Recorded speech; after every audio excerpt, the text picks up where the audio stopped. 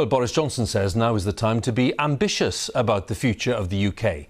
He set out a £5 billion recovery plan to boost the economy after the effects of the pandemic. But he's also refused to rule out higher taxes to pay for the costs of tackling the crisis, which has hit some of the UK's most deprived communities particularly hard. The Prime Minister was in the West Midlands promising to build more homes and infrastructure projects, but critics say the plans are nowhere near enough to give the economy the help it now needs. Our Political Editor Laura Kuenssberg has more details. Stop the traffic, clear the way. The Prime Minister says he's in a hurry.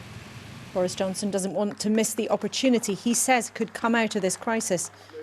To a tiny audience carefully spaced apart, with a handful of apprentices looking on, spot the Prime Minister's priority written in large.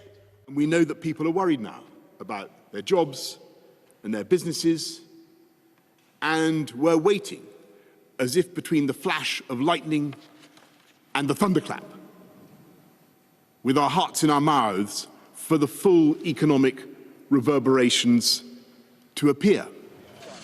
So how to avoid the worst? He's never been able to walk past a digger without taking a photo opportunity. But Boris Johnson believes now at least part of the answer to the hardship caused by the coronavirus is to speed up spending billions on infrastructure promised months ago. We will build better and build greener, but we will also build faster. And with every home we make, every mile of full fibre broadband that we lay, we will of course be tackling the next wave of this crisis by helping to create thousands of high-paid, high-skilled jobs.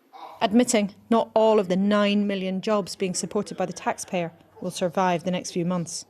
And we will not just bounce back, we will bounce forward, stronger, better and more united than ever before.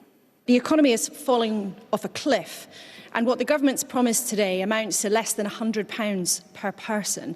How does that remotely match your rhetoric? The initial package that we're talking about is £5 billion, but that's not an insignificant sum, but that's part of a massive programme overall.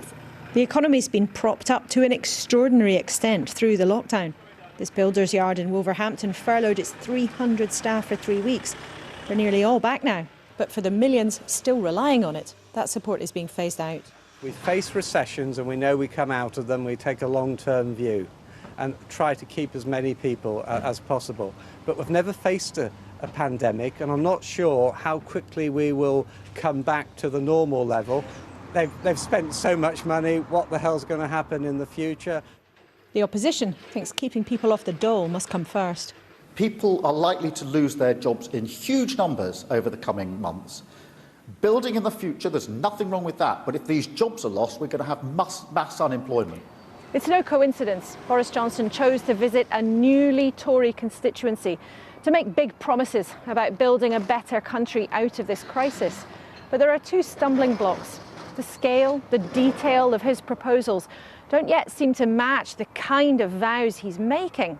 And only 50 miles or so down the road, one of our cities is once again in lockdown. Right now, the public watches anxiously on. Next week, the Chancellor will give more detail of how the country could make ends meet.